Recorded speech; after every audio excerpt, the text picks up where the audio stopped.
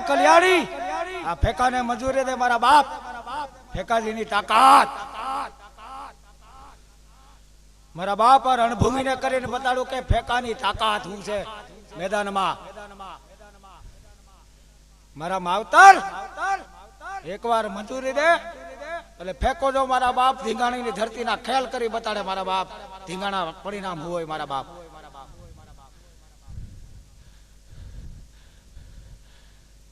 જો મારા બાપ 109 સુમરાના જો ઢેક ઢાલ્યા હોય ને આ ધરતીમાં મારા બાપ